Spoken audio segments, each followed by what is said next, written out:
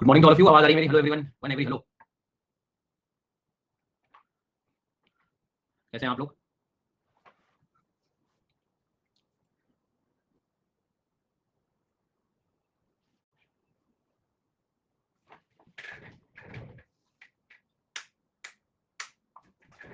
चलो, तो कल क्या पढ़ रहे थे हम लोग?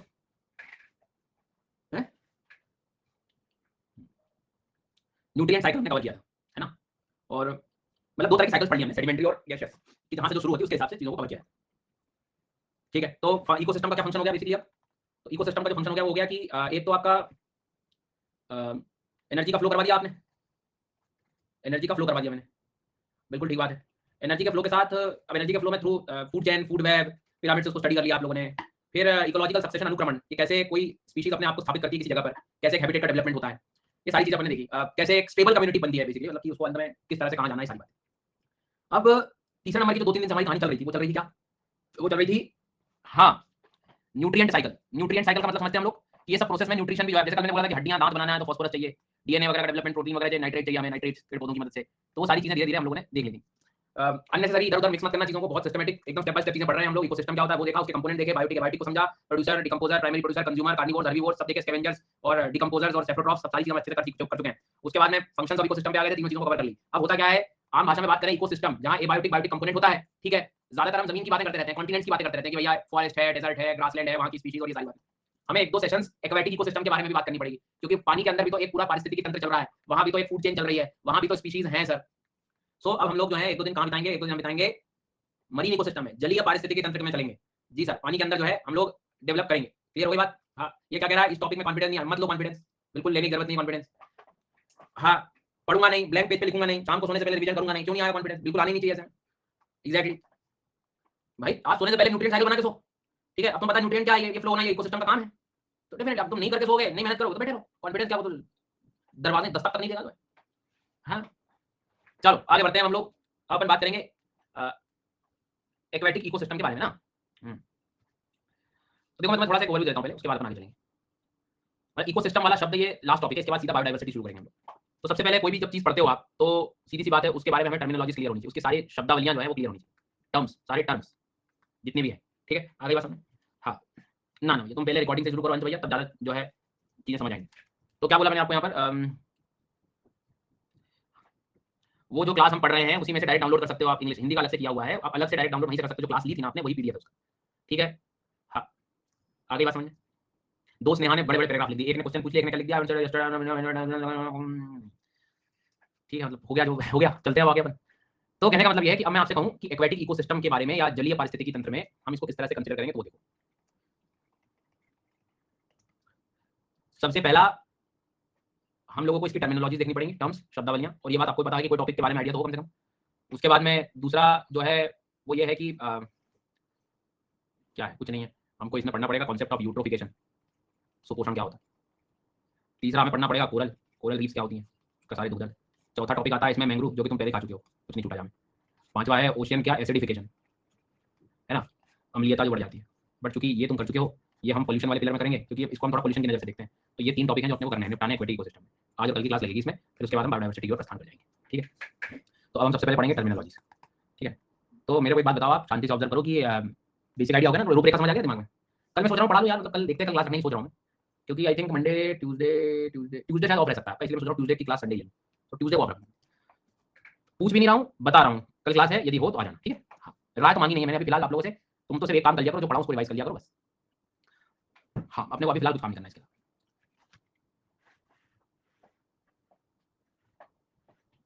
चलिए चलो अपन आगे बढ़ते हैं टर्मिनोलॉजीज में, जरा इक्विटी इकोसिस्टम की ओर। आई थिंक सब लोग आ भी गए। सबसे पहले तो आप ये दो शब्दों को तैयार कर लो, ये मैं यहाँ परेशान करेंगे।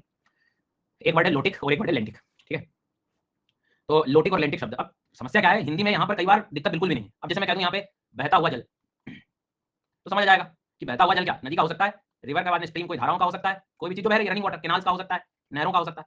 और एक है लेंटिक, लेंटिक का मतलब स्टैंडिंग वाटर, मतलब स्थिर जल। तो हिंदी में तो कई बार समझने में दिक्कत नहीं है, बट शब्द जब लोटिक आ जाता है, लेंटिक बैठे हैं, अब हिंदी में इंग्लिश हिंदी मीडियम वालों के लिए भी लिख दिया लोटिक, लो लेंटिक बैठे हैं। तो थोड़ा सा ध्यान रखना कि एक्वेटिक इकोसिस्टम सबसे पहले दो तरह का होता है, या तो वो पानी बह रहा होगा, बहता हुआ जल, या पानी स्थिर होगा। ठीक है, कैसे याद करोगे इसको आप, लोटिक जो लोट रहा है, लोट रहा है, याद करो, लोट रहा है, लोटते हुए देखा तुमने, लोट रहे हैं, जो चल रहा है, वो डांस, सस्ते डांसर्स की नहीं कह रहा हूं, लोटने लगते हैं नागिन सुन के जो है, ठड़क ठड़क ठड़क। धीरे धीरे धीरे धीरे ऊपर टेंट पे चढ़ गए, लोट रहे, लोटिक शरीर में आ जाता है, उसको देखने वालों के शरीर में भी आ जाता है, उसको बस वो नहीं करता तू ही कर ले, नहीं वो नहीं, लोटिक लोटना चलना एक स्थान से जो है, तो ये कब ऐसे ऐसे हो गया, ऐसे हो जाता है, ऐसे करने लगा, तो लोटना रनिंग वाटर जो बह रहा है पानी, लेंटिक मतलब जो सिर्फ लेट गया है भाई, स्थिर हो गया है, अब नहीं जाएगा, ठीक है। तो ये शब्द तुमको काम है सबसे पहले, तो आज के बाद कहीं भी लोटिक वाटर लेंटिक वाटर बोले समझ ले, तो गंगा रिवर सिस्टम का वाटर क्या होगा, लेंटिक होगा, गंगा रिवर सिस्टम का जो वाटर होगा वो लेंटिक होगा। ए भैया ट्रू वालों, हाँ गंगा का वाटर लोटिक रहेगा, रनिंग वाटर बह रहा है, बहता हुआ जल।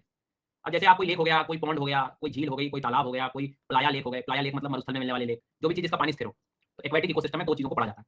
अब आप सोचो थोड़ा सा, इनको इतना अंदर इसमें जाने की क्या जरूरत है, बट आपको इतना एनवायरमेंट तुम पढ़े हो, दोनों में बहुत सारे अंतर हैं। पोल्यूशन के स्तर पे बात करोगे, प्रोडक्टिविटी के बारे में बात करोगे, तो दोनों में अंतर है। उत्पादकता कैसे, कई बार हम देखते हैं कि जो बहता हुआ जल रहता है, बहता हुआ जल, उसमें प्रदूषण के चांसेस थोड़े से कम हो जाते हैं, साफ मतलब पानी रहता है, यदि एक अच्छा सोर्स है उस वाटर का, यदि किस पर्टिकुलर रीजन में पोल्यूशन बढ़ भी रहा है, तो वो एक चांस है कि उसको खत्म किया जा सकता है, और आप देखते हो कि फिर फ्रेश वाटर वहाँ पे आ जाता है, इंक्लूजन हो जाता है, बारिश में पानी बह जाता है प्रदूषण वाला।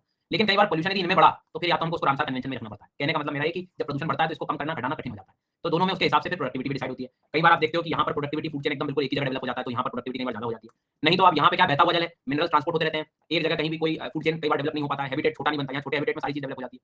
तो प्रोडक्टिविटी में भी यहाँ स्टार लगाऊंगा मैं, और पोल्यूशन में भी स्टार लगाऊंगा, मतलब ये दोनों आपस में कनेक्टेड होते हैं। उदाहरण के तौर पर कोई पानी है, इसको ऐसा समझ लो, अब पानी में क्लियर वाटर है, मान लो एकदम साफ पानी है, तो सनलाइट पहुंचेगा, सनलाइट पहुंचेगा तो फाइटो जो प्लैंक्टन्स हैं उनकी ग्रोथ भी अच्छे से हो सकती है, फोटोसिंथेसिस, प्रकाश संश्लेषण।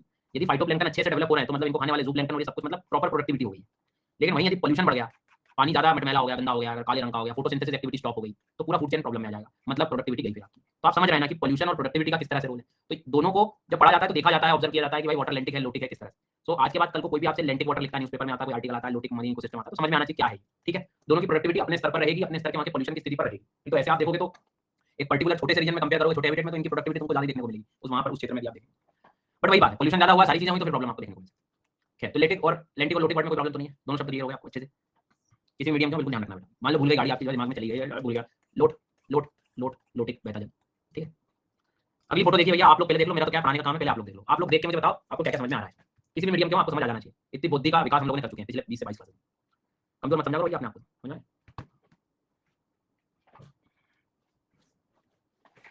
जल्दी बताओ, पूरा समझ, अरे अरे अरे झूठ बोल रहा है, पूरा समझ, किसको पूरा समझ आ गया, किसको डायग्राम पूरा समझ आएगा, आना भी चाहिए पूरा, पूरा आना भी चाहिए, कुछ नहीं है इसमें। कैसी बातें करते हैं जरा, देखो बताता हूँ, अभी तुम खुद मतलब तुम जवाब दोगे, मैं कुछ कर ही नहीं रहा, मैंने कुछ पढ़ाया ही नहीं, सब तुमने पढ़ लिया खुद। कैसे देखो भाई, जो भी किनारे का पानी होता है, एकदम किनारे का जल होता है, किनारे का क्षेत्र है ना, या तटीय क्षेत्र जो होते हैं, उसको हम क्या बोलते हैं, लिटोरल कहते हैं दोनों साइड लिटोरल हो गया। अब इसकी एक पहचान ये भी कह सकते हो कि ये पानी कहाँ लगा हुआ है, कॉन्टिनेंट वाले हिस्से से, जमीन वाले हिस्से से लगा हुआ, इकोटोन वाला एरिया, मैंग्रोव तुमने लगाए थे यहाँ, लगाए थे कि नहीं लगाए, इसकी खास बात तुमको पता है, यहाँ एज स्पीशीज एज इफेक्ट मिल सकता है तुमको। फिर उसके बाद में जो खुला समुद्र है, खुला ओपन सी, खुला समुद्र जो है, उसके लिए पैलेजिक जोन कह दिया तुमने, पैलेजिक, डन, पैलेजिक, वाह। अब इसी पैलेजिक भैया को, पैलेजिक वाला जो क्षेत्र दिखाई दे रहा है हमें, दिख रहा है, हाँ, तो इसको कई बार लिमनेटिक जोन भी कह देते हैं, है ना, लिमनेटिक क्षेत्र भी बोल देते हैं लोग, लिमनेटिक नाम है वो, तो अब क्या करें, पर ध्यान रखना ओपन वाला जो एरिया। अच्छा, अब तुम खुद सोचो, सनलाइट कहाँ जाना चाहिए ज्यादातर फोटोसिंथेसिस में, 1 और 2 में से, फोटोसिंथेसिस प्रकाश संश्लेषण, फोटोन्स एक पे, तो जहां तक सनलाइट जाता है जिस भी क्षेत्र तक, वो फोटिक जोन हो गया सर, वहां पर प्रकाश संश्लेषण है, वहां स्पीशीज की डायवर्सिटी ज्यादा मिलेगी। जहां नहीं जा पा रहा है वो हो गया एफोटिक जोन। बोलिए हाँ कोई दिक्कत, शाबाश। अब एक नया नाम तुम्हें शायद मिलेगा जो कंफ्यूज कर सकता है, प्रोफंडल जोन। अब मान लो मैंने तुमसे कहा मैं तुमको पढ़ाऊंगा ही नहीं प्रोफंडल, अब तुमको अपनी बुद्धि लगानी है, तो तुम क्या सोचोगे क्या होगा, प्रोफंडल जोन सीधी सी बात है, डीप जो गहराई वाला जो जल है, गहराई वाला जो जल है, उस क्षेत्र को हम प्रोफंडल कहते हैं। अब कुछ बच्चे कहेंगे what is the difference between aphotic and profundal, अरे भैया दोनों का सेंस अलग है, एक डेप्थ की बात कर रहा है, एक सनलाइट के रिस्पेक्ट में बात कर रहा है। आप उनका पैटर्न देखिए कि एक हम लोग सनलाइट के रिस्पेक्ट में बात कर रहे थे, तो हमने फोर्टिक और एफोटिक के बारे में बात कर ली, जी सर। उसके बाद में प्रोफंडल मतलब गहरे क्षेत्र, अब जैसे कम गहरे क्षेत्र लिटोरल एरिया हो गए, और आगे जाओगे ज्यादा गहरा में जाओगे तो प्रोफंडल जोन, ओपन सी हो गया आपका ये। पर मुझे बिल्कुल भरोसा नहीं है कि तुमको याद है कि नहीं याद है, तो फिर मैं इसलिए आपको यहाँ पर क्वेश्चन दूंगा, हैप्पी बर्थडे। ये गलत है, देखो गलत तो कुछ भी नहीं है, जो का है इधर, जो का है, उसके बाद में ये वर्ड क्या है, ठीक है। फिर सनलाइट के रिस्पेक्ट में हम बात करेंगे, तो देखो आपके लिए हिंट दे देता हूँ, यहाँ सन के बारे में हम रिस्पेक्ट में बात करेंगे, यहाँ डेप्थ के बारे में, ठीक है। तो ए और बी और सी और डी और ई, आपसे बोले कि काम करो लिटोरल जोन बताओ आप, लिटोरल, लिटोरल वाला क्षेत्र। तो मेरा मानना टर्मिनोलॉजी का मतलब पढ़ना नहीं, टर्मिनोलॉजी मतलब इमेजिनेशन, बोल दिया मतलब समझ गया, एड्रेस है वहां जाना चाहिए। बाकी बी वालों सी डी क्या कर रहे हो तुम, तरबूज खा रहे हो, क्या कर रहे हो, कहाँ ध्यान, तरबूज में ध्यान ज्यादा लगाना पड़ता है, बीजे बीजे निकालना है जो है, उधर ध्यान है तुम्हारा, क्या कर रहे हो, यहाँ ध्यान दो ना। मतलब आपसे मैं पूछ रहा हूँ लिटोरल जोन, कुछ भी लगा रहे हो, लिटोरल बताओ कहाँ है, समझ आई बात, ठीक है। अब मुझे बताओ लिमिनेटिक कहाँ है, गया, बंद बुद्धि से लगाओगे, बंद वाली बुद्धि से तो ऐसे ही होगा। पेलेजिक लिम्नेटिक कहाँ है? और वो एफोटिक जोन कहाँ है? एफोटिक गया, सी लगा रहा है, तो मिल रहा है ऑनलाइन डंडा मेरे को। एफोटिक ए शब्द है यहाँ। एफोटिक जोन कहाँ है? एफोटिक, ये एफोटिक बोला है मैंने। सर ने इस बार एफोटिक पूछा, अगली बार पूछूंगा तो इस बार सीट पहले लगा देता हूं, रैंक आ जाएगी मेरी। फिर से बताओ एफोटिक जोन कहाँ है? अच्छा मैंने कंफ्यूज कर दिया। फोटिक जोन कहाँ है? Photic, photic. प्रोफंडल जोन कहाँ है? प्रोफंडल, गहराई को लेकर profundal zone, profundal zone, profundal zone. चलिए, प्रणीत, लव, दर्शन, भगवान, विजय, अजय, ऋषिका, मनीषा, क्या कर रहे हैं आप? हमें बताइए।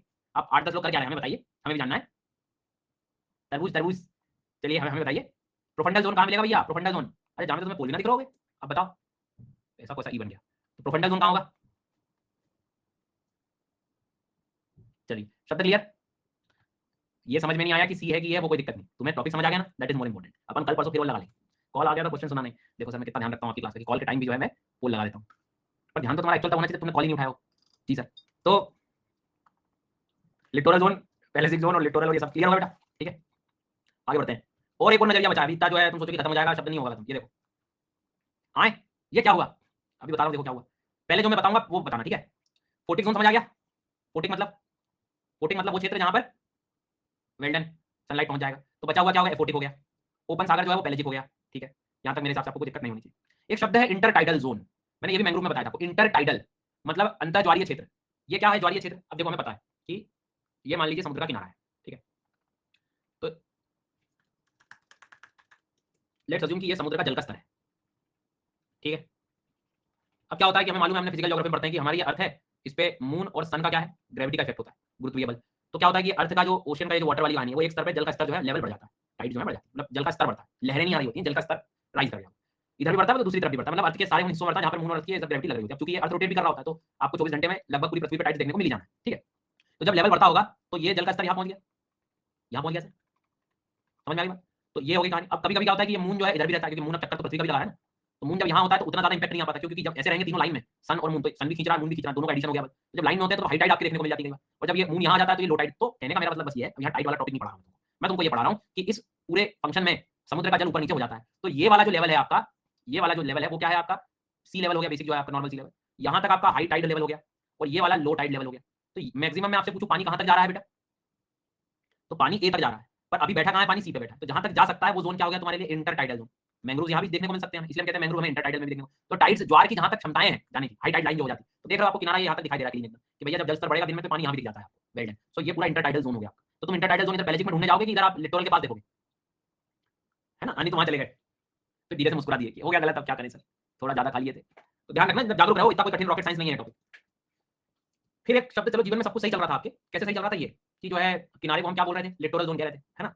सब कुछ सही था, हमने याद भी कर लिया, पोलिंग भी लगा ली, सही भी हो गया। अचानक बुद्धि घूमने लगती है, जैसे हम नेरेटिव जोन देखते हैं, बोले अब इसकी क्या जरूरत थी नेरेटिव जोन लिखने की? मेरे अंदर बड़ा अंदर से बहुत देर से सवाल आ रहा था कि सबसे पूछ लो नेरेटिव जोन क्या है बताइए, तो वही उसी के लिए आया हूं मैं, उसी के लिए आया हूं मैं। नेरेटिव जोन तुम्हें ज्यादातर मैं तैयार कर रहा हूं, अगला जो टॉपिक रहेगा हमारा कौन सा? कोरल्स, उसके लिए। कोरल का रीजन नेरेटिव जोन कहलाता है, कि कोरल्स कहां मिलते हैं? Narrative zone. तो बी स्पेसिफिक, नेरेटिव जोन लगभग लगभग समुद्र के किनारे कहां तक हो? 200 मीटर तक का जो क्षेत्र है, 200 मीटर, 200 मीटर की जो गहराई है उस तक के क्षेत्र को नेरेटिव जोन कहते हैं। थोड़ा स्पेसिफिक वर्ड है ये, इसमें आपको वैल्यू लगभग याद रखनी पड़ेगी। 200 मीटर तक की जो गहराई वाला एरिया है, ये जो गहराई मैक्सिमम 200 मीटर तक, उस एरिया को हम नेरेटिव जोन कहते हैं। मतलब ऐसा, ये समुद्र का पानी है अपना, लगभग एवरेज डेप्थ 6000 मीटर होती है समुद्र की औसत गहराई। यहाँ मान लीजिए 3000 हो गई, यहाँ मान लीजिए 1000 हो गई। तो मैं आपसे कह रहा हूँ कि लेट्स अज्यूम कि यहाँ तक 200 मीटर है, तो 200 मीटर तक की जो डेप्थ वाले एरिया है ये कौन से कहलाएंगे? नेराइटिक। ये स्पेसिफिक याद करेंगे हम, ये वर्ड तुम्हें कोरल में काम आएगा, क्योंकि कोरल्स ज्यादातर कम गहरे पानी में दिखती हैं, कारण उसमें फोटोसिंथेसिस परफॉर्म होता है इसलिए। अब नीचे ज्यादा कोरल्स मिलेंगे तो फोटोसिंथेसिस हो पाएगा क्या गहराई में? इधर नहीं हो पाता। तो कोरल्स को सर्वाइव करने के लिए एटलीस्ट ऐसी जगह चाहिए होती है जहां सनलाइट पहुंच सके, तो उतना जो एरिया डेप्थ का होता है वो नेराइटिक जोन भी कह सकते हैं। ठीक है, समझ में आ गई बात? तो जो मैक्सिमम डेप्थ हमने इसका स्पेसिफिक तो कहने के लिए नेराइटिक जोन भी कह सकते हो आप। अच्छा, कुछ बच्चे इसको लिटोरल भी कह देते हैं, कोई प्रॉब्लम नहीं, लेकिन लिटोरल से कई बार हमको स्पेसिफिक वैल्यू नहीं समझ आती, तो वो नेरेटिव वर्ड को याद रख सकते हो आप। 200 मीटर तक की जो गहराई वाले क्षेत्र है उसको, ठीक है? टाइड के रिस्पेक्ट में इंटरटाइडल हो गया, लाइट पहुंच रहा है फोटिक हो गया, जहां तक ओपन सागर है पेलेजिक, नहीं पहुंच पा रहा है एपोटिक। डन, यहां तक क्लियर सबको? अब एक वर्ड तुम्हें, दो वर्ड परेशान करेंगे बेसिकली। पहला वर्ड तुम्हें परेशान करेगा बेंथिक, और दूसरा है एबिसल। दो शब्द तुम्हें परेशान करेंगे। एबिसल समझ लो फटाक से, देखो आप समुद्र की गहराई में होता क्या है, आप यदि ओशनोलॉजी पढ़े होंगे, इन्हीं सब छोटी छोटी चीजों के लिए मैं कहता हूं कि पहले ज्योग्राफी पढ़ लेना चाहिए। ओशनोलॉजी में मैं सिखाता हूं कि एक तो कॉन्टिनेंट होता है और फिर समुद्र धीरे धीरे शुरू होता है, एकदम से कभी समुद्र शुरू नहीं होता। मतलब ये पानी जरूर हमें दिखाई देता है कि समुद्र का पानी है, बट वो पानी एक्चुअल में स्टार्टिंग में तो किससे लगा रहता है? कॉन्टिनेंट से तो लगा रहता है ना। तो अभी मैं आपसे खुद से बुद्धि लगा के पूछूं कि चलो बिना पढ़े भी तुम आंसर दे दो मेरे को, तो ए और बी में से तुम खुद बताओ कॉन्टिनेंट वाला पोर्शन कहाँ है, अभी तक कहाँ दिख रहा है? तो ए वाला पोर्शन कॉन्टिनेंट का हो गया, फिर उसके बाद ओशियन का रॉक शुरू होगा, होगा कि नहीं होगा?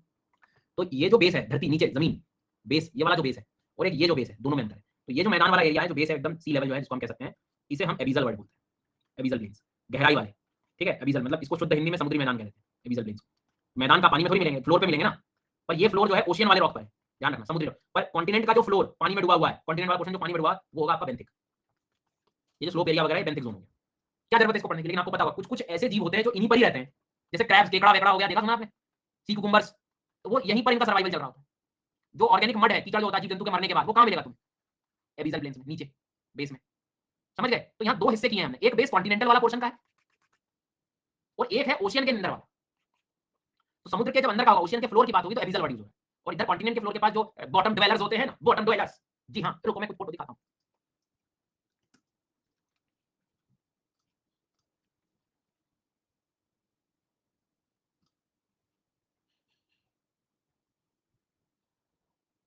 रुकना जरा, स्टार्ट लिखना शुरू कर दी, पता लगेगा।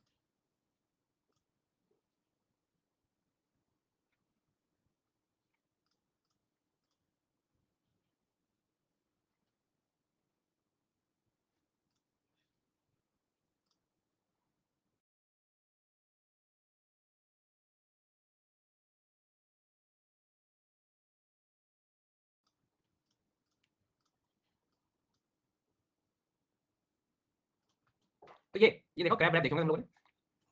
तो कुछ ऐसे जीव होते हैं जिनको हम बेंथोस कहते हैं। बेंथोस वो जीव होते हैं जो बॉटम ड्वेलिंग, निचले एकदम तल में जो चल रहे होते हैं, है ना, ऑयस्टर्स हो गए, क्लैम्स हो गए, सी कुकुम्बर हो गए, जी हाँ। और ये ज्यादातर आप देखते हो कि जो वेस्ट वगैरह प्रोडक्ट है उन पर भी जो है इनका जीवन यापन चल रहा होता है। तो कहने का मतलब ये कि बेंथोस जहाँ मिलेंगे वो बेंथिक जोन में मिलेंगे, तुम्हें समझ में आ गया? जो बिल्कुल गहरे इधर फ्लोर पर। और अब यहाँ मैंने क्यों एबिजल जोन लिखा, ये देखो समुद्र तल पे बनाया हुआ है, और कॉन्टिनेंट वाले से हमने क्या लिखा है, बेंथिक।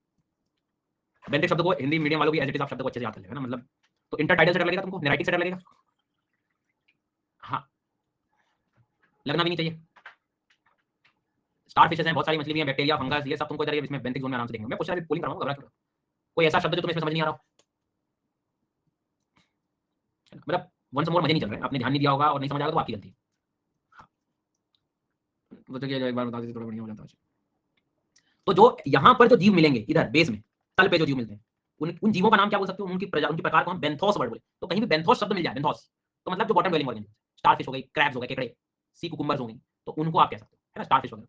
फिर कुछ जीव ऐसे होते हैं जो तैर सकते हैं, स्विमर्स हैं, तैरने वाले, तो उनको कहते हैं नेक्टॉन।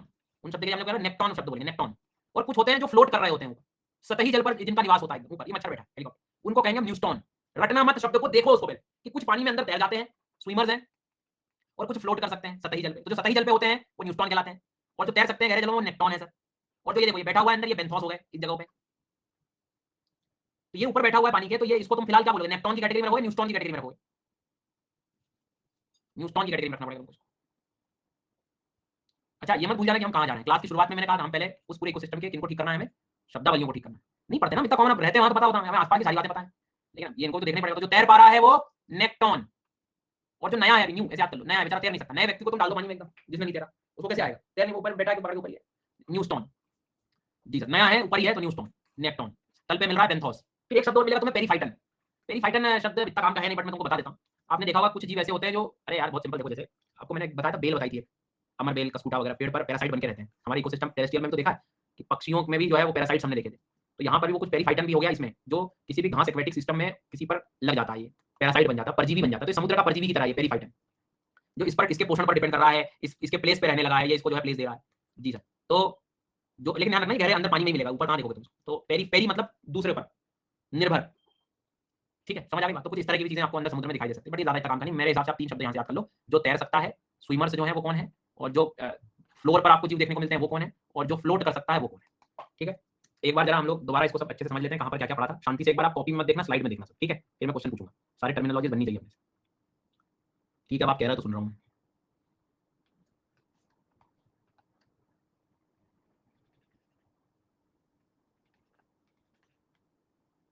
स्लोप नहीं है इसमें, एक आंख बंद करके देख रहे हो क्या?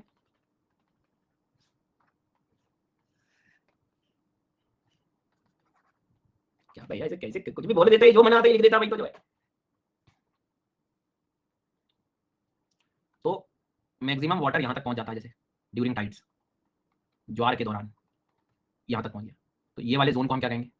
इंटर टाइडल जोन, अंतः ज्वारीय, ज्वारीय। ठीक है, ठीक है। फिर यदि ये 200 मीटर तक का डेप्थ ले रहे हैं हम लोग, तो इन एरिया को हम क्या कहेंगे? नेराइटिक। ठीक है, नेराइटिक जोन, नेराइटिक क्षेत्र। उसके बाद में वैसे आप देखोगे तो इन एरियाज को हम क्या बोल सकते हैं? यहाँ तक के एरिया बताओ, लिटोरल, किनारे वाला जल जो है। ठीक है, और ये वाले जो एरिया होंगे इनको लिमनेटिक या पेलेजिक जोन, ओपन सी में। ठीक है, गहरे वाटर वाले एरिया को हम प्रोफंडल भी कह सकते हैं, डीप वाटर, गहरा जल, गहरा जलीय क्षेत्र। ठीक है, अब जहां तक सनलाइट पहुंच पा रहा है उसको क्या कहोगे? फोटिक, है ना, प्रकाशवान क्षेत्र जहां पर है, जहां सूर्य ताप पहुंच सकता है, सूर्यतापी क्षेत्र, ये हो गया आपका एफोटिक जोन। ठीक, जो तल है समुद्र का, एबिजल प्लेन्स, समुद्री मैदान।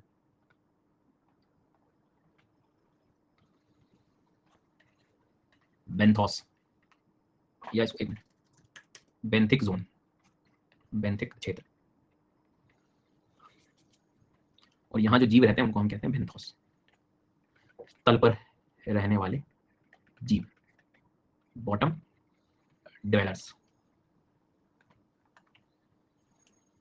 जो तैर सकते हैं, जो तैर सकते हैं उनको हम क्या करें? जो स्विम कर सकते हैं, तैर सकते हैं, उनको नेक्टोन।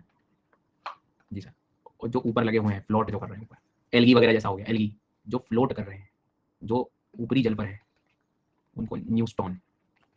जी सर, जो इन पर आश्रित है अंदर, वेरी फाइटन।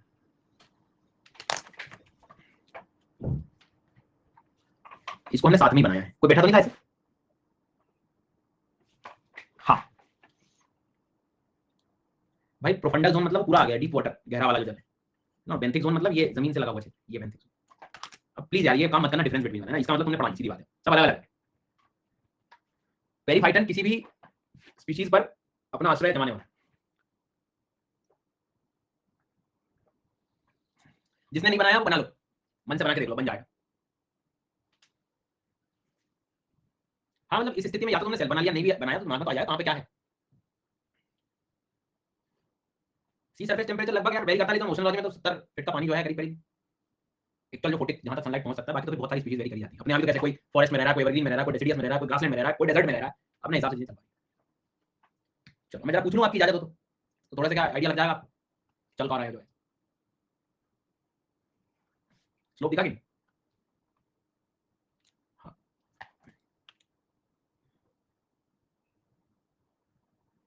ग्रीन के नीचे क्या लिखा? कौन सा green?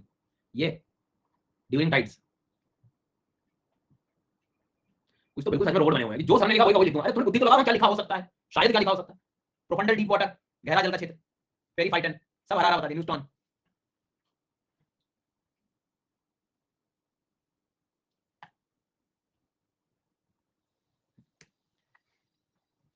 Leo Leo Leo Leo.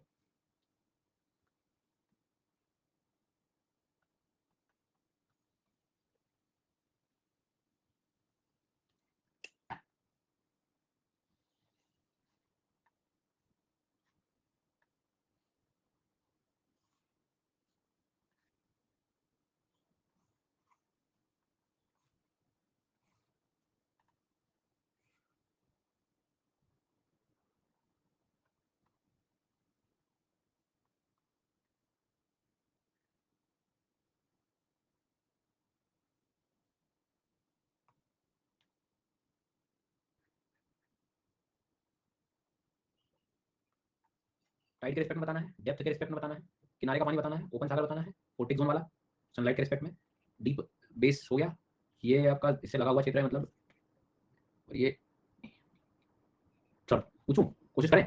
Profundal profundal profundal profundal zone is equal to be, deep water. ठीक है, जो लोग सी बता रहे हैं, जिन्होंने भी सी लगाया, तुम खुद से पूछो तुम बेंथोस कहां लगाओगे। तुम शांति सोचो कि तुम जो जिन्होंने भी सी लगाया तुम बेंथिक जोन कहां लगाओगे। नहीं गलती तो होनी नहीं चाहिए ना, गलती क्यों होगी? ऑफलाइन क्लास में थोड़ी पढ़ रहे हैं अपना। चलो आगे बढ़ते हैं, गलती होनी नहीं चाहिए अपने से। आगे बढ़ेंगे जो है profundal zone, deep water.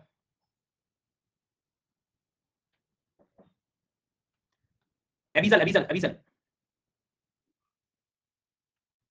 एफोटिक aphotic, photic,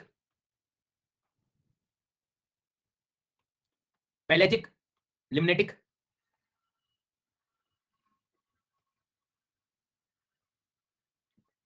intertidal zone, ये बेटा इंटरटाइडल। और उसके बाद में नेराइटिक 200 मीटर की गहराई,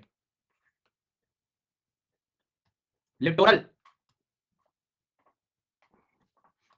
बेंथिक,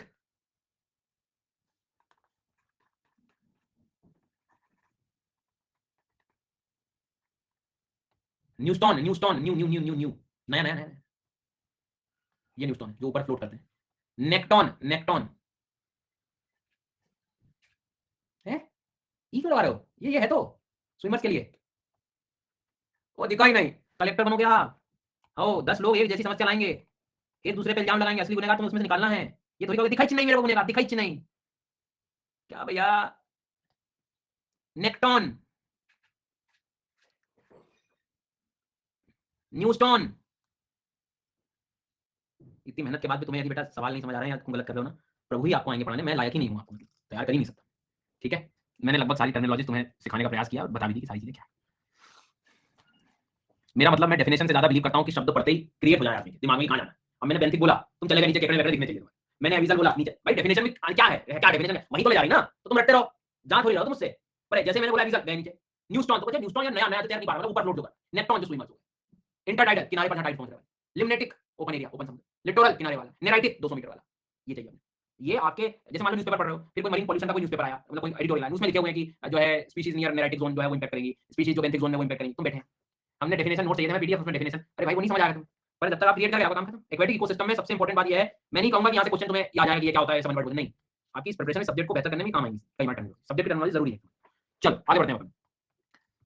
मतलब एक बच्चा लिख रहा है मरीन स्पीशीज और तुम लिख रहे हो कि species like benthos species in neritic zone जो है वो ज्यादा ऑयल स्पिल का कुछ लिख रहा है, तो ये जो शब्द आप लिखोगे तो इससे थोड़ी आपके आंसर की गहराई बढ़ेगी और कुछ नहीं। तो पढ़े लिखे से आंसर्स लगेंगे लगे वही पेड़ लगा देंगे हम क्लाइमेट चेंज करने के लिए, वही तो करते आ रहे हैं।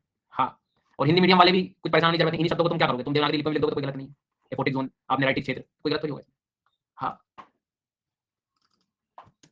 एक आध बार हिंदी मीडियम वाले आप लोग जब पेपर दोगे ना तो तुम देखोगे कि जो है इन्होंने इंग्लिश के शब्द हिंदी में ऑप्शन में दे दिए, तो उस दिन से तो थोड़ा भरोसा हो जाएगा कि यार कुछ शब्द अपने को इंग्लिश के पढ़ने पड़ेंगे, कुछ नहीं कर सकते। और उस दिन दुख होता है इंग्लिश मीडियम वालों को बहुत, क्योंकि उन्हें भी समझ में आ नहीं रहा होता इंग्लिश का, न्यूस्टॉन नहीं पढ़ोगे तो ये सोचते हैं चलो हिंदी में जुगाड़ करके आता हूँ, देखता हूँ हिंदी का ट्रांसलेशन, वहां भी लिखा न्यूस्टॉन, बैठे हैं अब पढ़ाओ तुम कैसे पढ़ाए थे। तो हिंदी वाले ज्यादा तकलीफ असली में देखो इंग्लिश मीडियम वाले की, कई बार शब्द को हिंदी में ढूंढने जा रहा होता है, कुछ वहां से मिल जाए, कुछ नहीं मिल रहा हो वहां वही एज इट इज तुमको इंग्लिश में लिखा हिंदी में मिल जाए।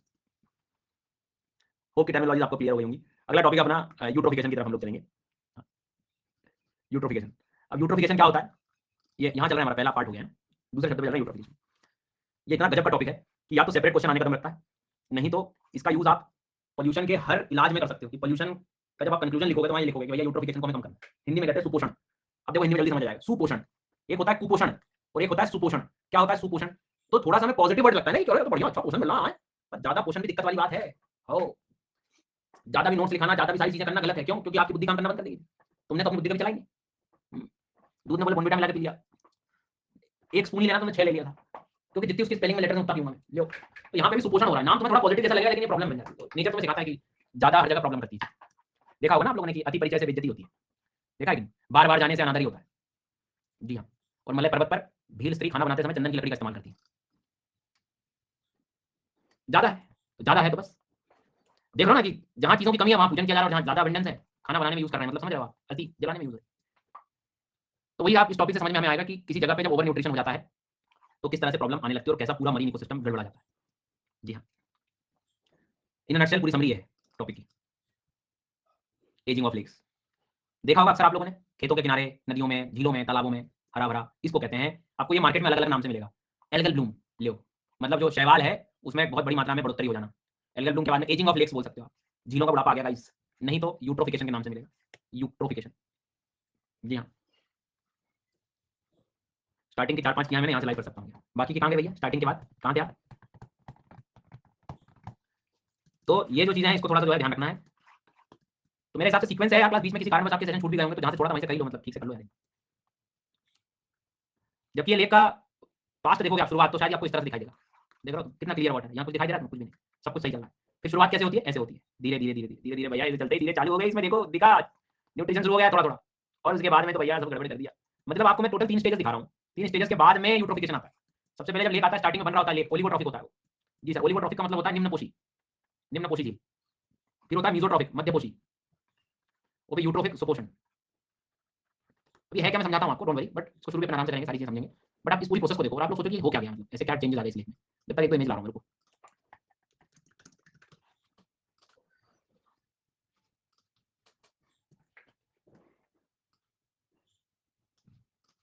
अच्छा लेक क्या होता है, झील होती क्या है, सोचो। एक ऐसा क्षेत्र जहां वाटर इकट्ठा हो रखा हो, लोटिक वाला, लेंटिक वाटर, लेंटिक वाटर, है ना। तो लेक्स किसी भी कारण से बन सकते हैं। कोई धूमकेतु आके गिर गया, मीटियोराइट गिर गया, डाइवर्जेंस हो गया, प्लेट दूर हो गई धरती के, इससे दूर हो गए, टेक्टोनिक मूवमेंट, ज्वालामुखी विस्फोट हो रहा है, जहां से विस्फोट होता है उसके माउथ में ठंडा होने के बाद वो वहां बारिश का पानी भर गया, वोल्केनिक बन गया। ग्लेशियर इरोजन से कई बार बन जाता है। नदी भी क्या करती है, बार बार मियंडर से कई बार मियंडर कट हो जाते हैं तो ऑक्सबो लेक बन जाते हैं। लैंडस्लाइड में बन गया, गड्ढा पड़ गया। हवाओं के क्षेत्र में डेजर्ट के एरियाज में बन गए, किनारों के पास बन गए, मतलब अलग अलग तरीके से बन सकते हैं। सर्क वगैरह जो डेवलप होते हैं, सर्क मैंने अभी 2 दिन पहले ज्योग्राफी में अपने पढ़ा कि कोई पर्वत जब ग्लेशियर से होता है तो टान लेक शब्द जो पढ़ा था हमने, तो ये सब आप पढ़ोगे, मतलब अलग अलग तरीके से गड्ढे बन जाते हैं अपने अर्थ में, सीधी बात है। किन किन कारणों से गर्त बन सकते हैं, किन किन कारणों से डिप्रेशन बन सकते हैं, उतने तरीकों से आपका एक तरह से लेक्स भी बन जाए। ये एंथ्रोपोजेनिक मतलब मानव ने बनाया, जैसे डैम, डैम खुद हम लोग ने बनाया, वो भी तो लेक हो गया। तो अब जब सॉल्यूशन क्या होता है, ये सॉल्यूशन मतलब ज्योग्राफी नहीं पढ़ी, कार्स्ट टोपोग्राफी पढ़ते हैं हम लोग, चूना पत्थर का क्षेत्र है मान लो। अब मैं क्या करूं यार, इसलिए मैंने तुम लोग सवाल भी पूछते हो, कोई दिक्कत नहीं, सवाल आपका सही, मैं आंसर देता हूं, पर मैंने बार बार बोला पहले ज्योग्राफी खत्म कर लो अच्छे से, फिर तुम लोग जो है एनवायरमेंट में आ। हाँ अब ठीक है, कोई दिक्कत नहीं। सॉल्यूशन का मतलब बेटा ये है कि कई बार चट्टानें चूना पत्थर की बनी होती हैं, लाइमस्टोन वाली, और चूना पत्थर पानी के लगने के बाद घुल जाता है। तो सॉल्यूशन मतलब क्या, सॉल्यूशन का मतलब घोलन, घोलन, ठीक है, विलयन, विलय हो गए, घुल गया, चूना पत्थर घुल गया तो कम हो गया, गड्ढा बन गया, पानी भर गया पानी, ठीक है। तो लेक्स मतलब किसी भी तरीके से, अब देखो सब्जेक्ट आपका स्ट्रांग होना तो भले तुमने अलग से टाइप्स ऑफ लेक नहीं पढ़े, लेकिन तुम्हें तुरंत सब फॉर्मेशन क्लियर समझ आ गया। भले हमने कभी ऐसे टाइप्स ऑफ लेक को हेडिंग नहीं बनवाई मैंने तुम्हें कि लो बना लेक बनाएंगे अपन, आपका बेसिक स्ट्रांग है तो तुम्हें समझ में आ रहा है बन कैसे रहा है। तो कहने का मतलब यहाँ पर है कि अब जब लेक सबसे पहले डेवलप होता है, खुद तुम सोचिए कि उसमें जब पानी आएगा तो किसी भी कारण से आ सकता है। लेट्स अज्यूम हम सबसे बेसिक रीजन मानते हैं कि या तो रेनफॉल से आ गया होगा, या ग्लेशियर के पिघलने से आ गया होगा, या मान लीजिए सी वाटर पहुंच गया होगा लेगुन लेक्स में, है ना। और क्या हो सकता है, या मान लो कोई नदी वगैरह का पानी इकट्ठा हो गया, पर वो नदी का पानी भी सर्वाइव नहीं कर पाएगा, अंत में तो बारिश ही सपोर्ट करेगी उसे।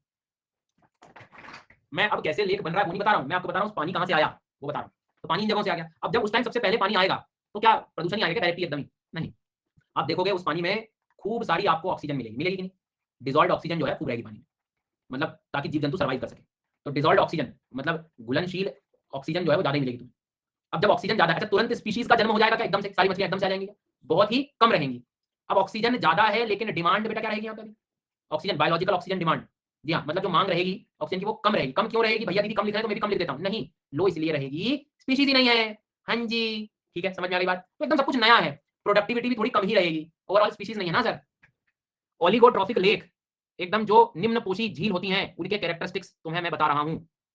तो क्या समझ आ रहे हैं आपको, इसमें न्यूट्रिएंट्स भी अभी क्या होंगे, पोषक तत्व भी क्या होंगे बेटा, इनिशियल फेज है। इकोलॉजिकल सक्सेशन के नजरिए से देखो, हाइड्रोसेरे को इमेजिन करो, सब कुछ क्या है अभी, कम है। अब आया समझ में, पाइनियर स्पीशीज शुरू होंगी, एल्गी वगैरह आ गई किनारों पर, ये वो सब कुछ। तो ऐसे हो गया ओलिगोट्रॉफिक लेक। ये आपको कभी भी तुम देखना आपको बिल्कुल यहाँ इस तरह से दिखाई दिया, सब कुछ बिल्कुल सही चल रहा था, प्रॉपर जितना न्यूट्रिशन है उसमें कंज्यूम होता जा रहा है, जितना ऑक्सीजन है डिमांड के हिसाब से बिल्कुल सप्लाई चलता है, सब कुछ सही चल रहा है। डन। अब प्रॉब्लम शुरू होगी, प्रॉब्लम कैसे शुरू होगी बताता हूँ, शांति से सुनना बेटा, है ना, और सिर्फ सुन लेना, सुनने में तुम्हारा काम, ठीक है, ठीक है। नहीं तुम लिख ही लो बेटा, पहले तुम लिख लो, कुछ भी बेटा लिख लो, तुम ओलिगोट्रॉफिक लिख लो, तुम लिख लो, सब लोग आप लिख लो। स्पीशीज क्या रहेंगी यहाँ पर, प्रजातियां जो है अपने को कमी देखने को मिलेगी, ठीक है। डिजॉल्व ऑक्सीजन, जो घुलनशील ऑक्सीजन है वो क्या रहेगी, कम रहेगी, ठीक है।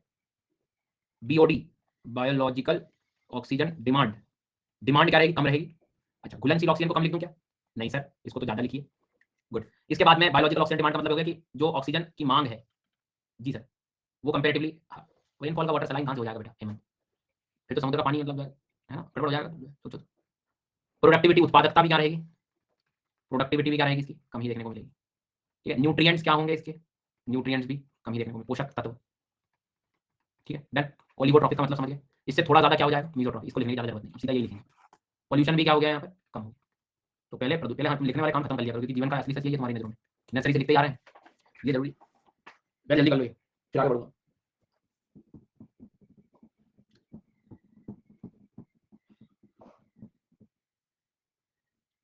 डिसॉल्व ऑक्सीजन का मतलब होता है ऑक्सीजन होगी ना पानी में जो घुलनशील घुली हुई वो, how productivity less, in general species कम है तो ओवरऑल टोटल प्रोडक्टिविटी, एक स्पीशीज को देख के नहीं बात कर रहे हैं हम, ओवरऑल की बात कर रहे हैं पूरा, इसके कंपैरिजन में बोलेंगे हम।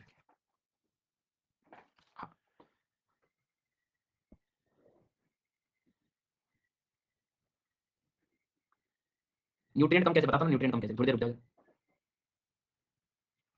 ठीक है। दिशा फिर तुमने बोला सर नेक्स्ट, लो बेटा मार्कर ले लो, तुम पढ़ा लो आगे, चले जाओ चले जाओ, ले ले ले ले, दूसरी बार बोला तुमने, ज़्यादा जल्दी हो रही थी, तुम ले पढ़ा, तुम पहले कर लो। हो गया था, जितनी जरूरत हो उतनी लिखा करो। मेरा पूरी क्लास को देखना होता है, एक आध रह गया, 2 रह गया, 4 रह गया, मेरी जगह पे तो रख के देखो किसी दिन खुद को, तो ये सब टाइपिंग करना भूल जाओ। हाँ, किसी दिन अपने को भी डाउट आ सकता है, हो सकता है बॉटल का ढक्कन खोलने में ध्यान भटक गया, टॉपिक निकल गया, फिर आप सर काइंडली रिपीट, नहीं मैं तो आगे बढ़ रहा हूँ। बिल्कुल, ये चीज़ें किसी की क्लास में नहीं है। शिक्षक को कभी मत बताओ, या कोई आपको समझा उसको तो आगे बढ़ो। क्यों भाई, क्यों बढ़ो, आगे ना बस में। अब आगे बढ़ेंगे इसमें, क्योंकि सच में मैं आगे बढ़ गया तो फिर पता है उधर एक बटन है मेरे पास, ब्लॉक बैन वाली, वहाँ पे एक बटन है मेरे पास, ऐसे मार्कर से हल्का ऊपर चला गया ना ऐसे, और मैं जनरली करता नहीं हूँ मैं ब्लॉक बैन, ठीक है। अब देखो मैं लेक्स बता रहा हूँ आपको, लेक्स की खास बात और आपने देखी कि पानी तो चलो ठीक है, ये नेचुरल स्लोप है कि कल को बारिश वगैरह होगी, पानी बह के आएगा तो पहले यहीं आएगा। आप समझ आए मेरी बात मैं क्या कह रहा हूँ? मैंने आपसे कहा कि ये स्लोप एरिया है, जब यदि मान लो बाढ़ आएगी, कुछ भी आएगा, कोई बहता चला तो पहला आसपास का एरिया यहीं आएंगे, नदियां, और ये अभी नेचुरल प्रोसेस बचपन से तुम देखते हो, पानी बह के तुम्हारे सामने जो जा रहा है तो मालूम कहाँ जाएगा। हाँ, क्लियर हो गई बात यहाँ तक, चलिए। तो कहने का मतलब यहाँ पर ये हुआ कि अब लेट्स अज्यूम ये एक लेक है, लेक थोड़ा बड़ा बना देता हूँ यार। अब ये लेक की अभी जो स्थिति है वो ओलिगोट्रॉफिक वाली है ना, निम्न पोषी, जो भी मैंने बताया एकदम साफ झकाझक एकदम। लेकिन हमें मालूम है कि कोई भी लेक या कोई भी ऐसी जगह, कई बार हम देखते हैं कि इनसे लगे हुए बहुत एग्रीकल्चरल लैंड्स होते हैं, ठीक है। एग्रीकल्चर लैंड हो गया, या कोई मान लीजिए कोई फैक्ट्री वगैरह लगी हुई है, या मान लीजिए कोई बसाहट है, बसाहट मतलब कोई सेटलमेंट है, रह रहे हैं लोग, लोग रह रहे हैं, या मान लीजिए एक बहुत बड़ा ग्रेजिंग ग्राउंड है, घास वगैरह लगा हुआ है, कम्युनिटी रिसोर्स है ये, तो गांव के जो कैटल्स वगैरह हैं तो यहीं पर जाकर चारा वगैरह जो है खा रहे होते हैं, ठीक है। हाँ, तो कहने का मतलब ये हुआ कि अब एग्रीकल्चर में आज के टाइम पे आप क्या देखते हो कि हमने कल कल आपकी क्लास में तो डिस्कस हो रहा था ना, डीएपी वगैरह, फॉस्फेट यूज करते हैं हम, नाइट्रोजन यूज कर रहे होते हैं कि मिट्टी में तो कम हो गया है तो हम अलग से एक्स्ट्रा डाल देते हैं, डाल देते हैं। अब होता क्या, देखो एकदम रियल बातें बता रहा हूं मैं कि एक हर चीज का मेजरमेंट होना चाहिए डालने का। पर गांव में बैठे हैं, कहीं भी बैठे हैं 4 लोग, तुमने कितना डाला, तो मैंने बोले पर एकड़ 2 बोरी डाल दिया, अच्छा 2 डाला इसमें, 2.5 डालूंगा, 2.5 डाल दी भाई, ईगो पे ले लिया। फिर यार इसमें 2.5 डाल दिया, अच्छा उत्पादन हो गया, काम करता हूँ 5 और डाल देता हूँ, और डाल दी। पर हो सकता है आप ये भी तो देखिए कि आपकी सॉइल में ऑलरेडी नाइट्रोजन प्रेजेंट हो, या एक्चुअल में और ज्यादा कम और ज्यादा डालना हो आप, तो हम कुछ भी कर रहे होते हैं कई बार। तो एक जो पुरानी प्रथाएं चली आ रही है उसके हिसाब से, इसीलिए सरकार की सॉइल हेल्थ कार्ड स्कीम आई थी कि आपकी सॉइल की एक्चुअल हेल्थ क्या है वो हमें पता लग जाए, उससे न्यूट्रिएंट्स की अवेलेबिलिटी पता चल जाए, सॉइल टेस्ट हो जाए। पर वो नहीं हो पाता इतना, एकदम ग्राउंड लेवल पे कहाँ है, कौन सॉइल हेल्थ कार्ड, आदमी का आधार कार्ड नहीं बन पा रहा, फोटो भी बचपन का नर्सरी वाला लगा हुआ है, एक आंख बंद थी तो बंदी हो गई, अभी तक ही बंदी है, पहचान नहीं पा रहा कोई, जो है शादियां नहीं हो पा रही लोगों की। तो कहने का मतलब ये है कि कहाँ हेल्थ कार्ड और सॉइल की, तो मतलब दूर वाली बात होगी। तो फिर इन जनरल बातें हम करें तो ज्यादातर, अरे यार हंसते हो यार तुम लोग, हंसा मत करो, पढ़ा रहा होता हूँ तो मत हंसा करो। तो कहने का मतलब यहाँ पर ये है कि ओवर फर्टिलाइजर कई बार जो है वो डाल रहे होते हैं। अब ये 1 साल की बात नहीं, लंबे चलता रहता है, तो हर साल का गेम, हर साल जो है बस चलना है, चलना करता है सारी चीजें जो है, ठीक है ओके। अब आई रेनफॉल, बारिश, बारिश को थोड़ी पता है, बारिश जब तेज होती है ना भैया तो खेतों में से पानी बह के कहाँ जाएगा, यहीं जाएगा, बह के जाएगा तो पूरा मिट्टी का पानी वहीं सरफेस रन ऑफ होगा। अब इसके रन ऑफ से क्या होगा कि आपके जो नाइट्रेट्स वगैरह थे वो इसमें एक्स्ट्रा जाकर ऐड होने लगेंगे। पहले ओलिगोट्रॉफिक थे, अब निम्न पोषी थे, अब आप मध्य पोषी और सुपोषण, सुपोषण समझ लो कि ये 15 से 20 एकड़ के खेत का सारा न्यूट्रिशन धीरे धीरे ओवर वाला यहाँ चला जाएगा। 1 साल नहीं, 2 3 4 साल 5 साल इमेजिन करो, धीरे धीरे कितना सारा इकट्ठा हो जाएगा। ये तो बारिश की बात होगी। तुमने कई बार और रियलिटी दिखाता हूं मैं, रात में बोले शिफ्ट रात की थी, शिफ्ट रात की थी मतलब बिजली वाली, गांव में खेत में अक्सर आपने देखा कि किसानों के लिए बिजली शिफ्ट में आती है, 8-10 घंटे दिन में आ गई, या शाम को इस हफ्ते 8 रात में आ गई, इस हफ्ते दिन की आई, तो 8-9 घंटे की जनरल शिफ्ट होती है खेतों की, अलग जो डीबी रहती है। अब भैया ये शाम को गया पानी देने वाला, बढ़िया से खाना वाना खा लिया, वही खेत में बना लिया इसने, दाल बाटी बना ली और नमकीन सेव की सब्जी और बना ली इसने, खा गया, अच्छा खा लिया इसने, और ये 9 साढ़े 9 बजे पानी चालू करके सो गया, इसे ध्यान नहीं दिया, सो गया ये, सो गया तो वो पानी एक धार लग गया और अपना जनरल स्लो पकड़ के चला गया। तो वो वेस्ट पूरा पानी जो है दिन भर रात भर इरिगेशन की जगह ये कोई नया जो है इरिगेशन हो गया, पूरा सब कुछ यहाँ चला गया। तो रॉन्ग एग्रीकल्चरल प्रैक्टिसेस के कारण ये सारी चीजें हमको देखने को मिलती है। रॉन्ग एग्रीकल्चर मतलब गलत कृषि पद्धतियों के द्वारा, और ग्रीन रेवोल्यूशन हरित क्रांति में तो बहुत कॉमन चीज देखने को मिली हमें, खूब प्रोडक्शन में खूब बोला गया कि खूब आप फर्टिलाइजर का यूज करिए, तो ये सब चीज में। तो देखो आप समझ पा रहे हैं शब्द को, सुपोषण को समझ रहे हैं, यूट्रोफिक नेचर को समझ रहे हैं कि कैसे इतने बड़े एरिया, और एक खेत नहीं है इसके किनारे, कितने सारे खेत लगे, कितने इधर लगा, इधर सब जगह लगे हुए हैं, लगा खेती खेत सब जगह से। अच्छा ये नदी भी हो सकती है, कोई बड़ी बात, ये रिवर भी हो सकती है। फिर इंडस्ट्री के भी वही हाल है, पोल्यूशन निकल के आ रहा है भाई साहब, ऑर्गेनिक चीज, और उसका भी कुछ न्यूट्रिशन इकट्ठा यहाँ आ गया। घरों का वेस्ट निकल के आ रहा है, वो भी ऑर्गेनिक वेस्ट है, वो भी एक तरह से ऑर्गेनिक खाद कैसे यूज हो जाता है, तो लिक्विड पानी बारिश में नदी नाले के थ्रू इसमें आ गया साहब। ये जो गाय भैंस यहाँ पे चरने के लिए गई थी ग्रेजिंग ग्राउंड्स में, तो वहां पे भी उनका ऑर्गेनिक डंग वगैरह जो था, गोबर वगैरह, वो भी पानी में घुल के यहाँ जाएगा सर। अब तुम मेरे को बताओ न्यूट्रिशन की यहाँ कोई कमी बची क्या सर? तो ये लेक में न्यूट्रिशन ओवर हो गया, और ओवर न्यूट्रिशन यदि किसी पानी में है और ऊपर से सनलाइट है, सबसे पहला अटैक करेगी सर एल्गी। एल्गी समझते हो, शैवाल, जो सबसे बेसिक चीज है हमारी ये। तो ये ग्रीन कलर जो हुआ है ये एल्गी के कारण हुआ है, ये एल्गल ब्लूम हो गया, ऊपर पूरी शैवाल लग गई ग्रीन कलर की पानी के ऊपर। क्यों? न्यूट्रिशन खूब मिल रहा है पानी में और सनलाइट भी मिल रहा है, तो इसकी ओवर ग्रोथ हो गई। ओवर ग्रोथ हो गई क्यों? ओवर न्यूट्रिशन के कारण हो गई ओवर ग्रोथ। ओवर ग्रोथ मतलब एल्गल ब्लूम हो गया, ब्लूम कि शैवाल अपने आप में एकदम बिल्कुल बड़े स्तर पे बढ़ा। फिर देखो मजा। अब क्या था, ये लेक था आपका, अब सनलाइट चाहिए ना उसको, तो एल्गी नीचे जमीन पे नहीं लगेगी, ऊपर लगेगी, एल्गी लग गई यहाँ। अब इसको खूब सनलाइट मिलते जा रहा है, ओवर ग्रोथ होती जा रही है। पर तुम सोचो अंदर के पानी में सनलाइट मिलेगा क्या? अब अंदर के पानी में सनलाइट नहीं, फोटोसिंथेसिस नहीं, फाइटोप्लैंक्टन का डेवलपमेंट नहीं, जूप्लैंक्टन मर गए, छोटी मछलियां मर गई, बड़ी मछलियां मर गई, पूरा फूड चेन गया। आपका ऑटोट्रॉफिक फीचर खत्म हो गया, स्वपोषी वाले सब चले गए, प्राइमरी प्रोड्यूसर चले गए, बायोटिक कंपोनेंट डिस्टर्ब हो गया, मरीन इकोसिस्टम खत्म, जीव निकल गई। इसको कहते हैं एजिंग ऑफ लेक्स। अब समझ आई बात? ओवर न्यूट्रिशन का दर्द क्या है कि ये ग्रीन कलर जो डेवलप हुआ, ये एक पहचान है कि आसपास के एरिया में पोल्यूशन बहुत बढ़ गया है। एक दिन में नहीं होगा ये, तो अब तुम्हें मीजोट्रॉपिक भी समझ में आ गया, धीरे धीरे ग्रोथ शुरू हुई। इंडिकेशन है कि आसपास की चीजों को बेहतर करना होगा। समझ में आ गई बात? एल्गी हमारे लिए इंडिकेटिव स्पीशीज भी हो गई सर, कि इसका लगना मतलब एक पोल्यूशन का। तो यूट्रोफिकेशन वर्ड क्लियर हो गया, रीजन समझ में आ गया। मैं क्यों कह रहा था कि मेंस लायक टॉपिक है, कि मेंस में इसका कंटेंट तुम यूज कर सकते हो। प्रॉब्लम ऑफ सॉइल में, प्रॉब्लम ऑफ एग्रीकल्चर में, issues related with water management, वहां ये कंटेंट में काम आएगा।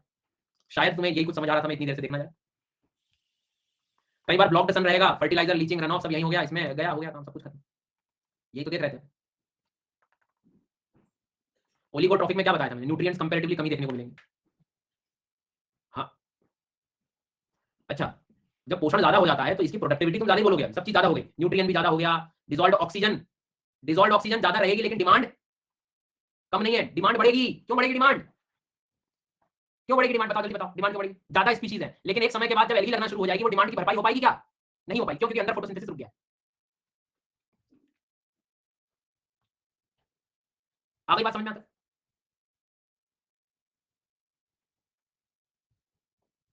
अच्छा, डिजॉल्व ऑक्सीजन ज्यादा होगा कब तक? जब तक एल्गी नहीं।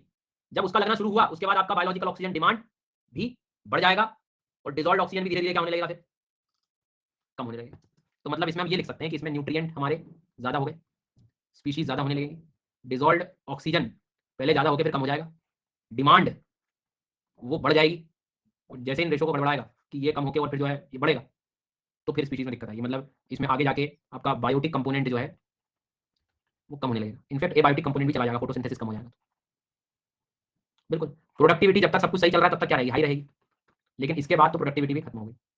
देखो यूट्रोफिक तक ठीक है, वो यूट्रोफिकेशन होने लगा, आगे बढ़ने लगा, चीजें और बढ़ने लगी। एबायोटिक में घबरा गया एक बच्चा, अरे गैसियस एक्सचेंज, सनलाइट, फोटोसिंथेसिस, ये वो सारी चीजें, न्यूट्रिएंट्स जाना, सब बंद। तो आपको शब्द समझ आ गया? डर लगेगा यूट्रोफिकेशन शब्द से? बिल्कुल नहीं लगना चाहिए। एजिंग ऑफ लेग्स क्यों कहते हैं हम लोग? तो आई थिंक आपको समझ में आएगा कि ये एल्गी के ऊपर ही लग जा रही होती है ना कई बार। तो ऑक्सीजन पूरा चला गया सर, ये सनलाइट पहुंच नहीं पाता, plants die and oxygen in the water is depleted, धीरे धीरे ऑक्सीजन खत्म हो जाएगा। फिर देखो एक चीज बताता हूं मैं, फिर जैसे जीव जंतु मरना शुरू होंगे, एक नई सेना शुरू हो जाएगी, कौन सी? डिकम्पोजर वाली। और डिकम्पोजर क्या करता है? CO2 और बढ़ा देता है, CO2 रिलीज करेगा वो तो अपने काम करने में, तो CO2 जब ज्यादा रिलीज होगा तो और ऑक्सीजन का रेशो कंपैरेटिवली कम हो गया,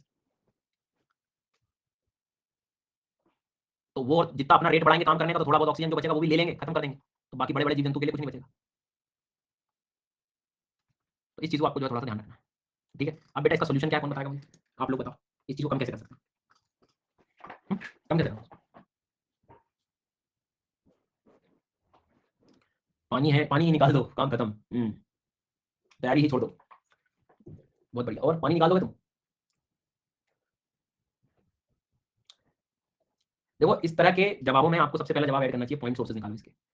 कुछ पॉइंट सोर्स है, कुछ नॉन पॉइंट सोर्स है। शुरुआत कहां से हो रही है? कुछ बच्चे कहेंगे ड्रेजिंग से साफ कर देते हैं, इसको क्लीन कर देंगे पानी हम लोग जाके, और एक आध वीडियो बना लेंगे शॉर्ट, और फिर हम पोल्यूशन साफ हो गया। अच्छी बात है, बढ़िया, कोई दिक्कत नहीं। बट प्रॉब्लम क्या है, ये चीज फर्दर रोक पा रहे हो कैसे आप? नहीं ना, इसका पॉइंट ढूंढना पड़ेगा, सोर्स, उद्गम को कहां से आ रहा है। तो जब इसका सोर्स उद्गम कहां से शुरू हो रहा है उस पर हमें पहले तो मतलब हमें एग्रीकल्चरल प्रैक्टिसेस पे काम करना होगा, सॉइल हेल्थ कार्ड को एक्चुअली प्रमोट करना होगा हमें, मतलब इसकी अलग साक्षरता है वो हमें देनी पड़ेगी। तो पहले हमें पॉइंट सोर्सेज पे काम करना होगा। इरिगेशन में भी क्या हो रहा है कि सही तरीकों के इरिगेशन हमें यूज करने होंगे, माइक्रो इरिगेशन वगैरह में पानी का वेस्ट नहीं होता है ना, बहुत सारी चीजें। इंडस्ट्रियल वेस्ट को कम करो, ऑर्गेनिक वेस्ट को कम करो, वेस्ट मैनेजमेंट जो रूल्स हैं उनको हमें अप्लाई करना होगा, ये सारी चीजें। तो इसमें एक चीज और देखी जाती है, थोड़ा साइंटिफिक वे है, दैट इज बायो मैनिपुलेशन, जैव उपचार। What is the meaning of manipulation? क्या होता है मैनिपुलेशन? सोचो सोचो।